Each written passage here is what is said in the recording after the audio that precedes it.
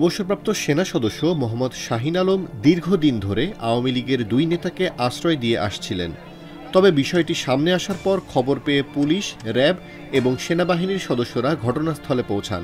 এ সময় শাহিন আলম সেনাপ্রধানের প্রভাব দেখিয়ে প্রশাসনের কাজে বাধা দেন এবং পরে র্যাব তাকে আটক করে। 15 মার্চ শনিবার দিবাগত রাত 1:15টার দিকে উত্তরা 13 নম্বর সেক্টরের 15 নম্বর সড়কের 15 নম্বর বাসা থেকে র্যাব 1 মোহাম্মদ শাহিন আলমকে আটক করে। তিনি সেনাবাহিনীর অবসরপ্রাপ্ত ল্যান্স কর্পোরাল ছিলেন। শাহিন বর্তমানে মিনিস্টার গ্রুপের চেয়ারম্যান MA রাজ্জাক খান রাজের নিরাপত্তা কাজে নিয়োজিত ছিলেন এবং উত্তরার ওই বাড়িতে বসবাস করছিলেন।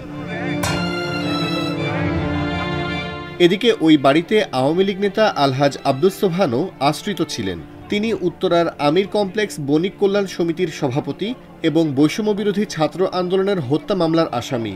এই তথ্য জানার পর ছাত্ররা বাড়ির সামনে এসে আব্দুস সোবহানকে আটক করতে চায়, তবে শাহিন আলম তাদের বাধা দেন এবং এক পর্যায়ে তা তর্ক বিতর্কে রূপ নেয়।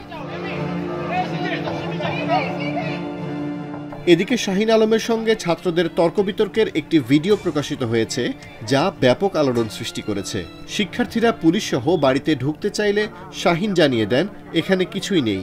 তিনি দাবি করেন, সেনা প্রধানের সঙ্গে কথা বলি, কিসের আশিক স্যার?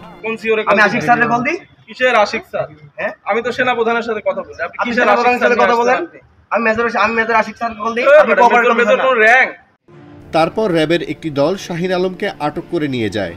তাকে মিথ্যা পরিচয় দিয়ে সরকারের কাজে বাধা দেওয়ার অভিযোগে আটক করা হয়েছে।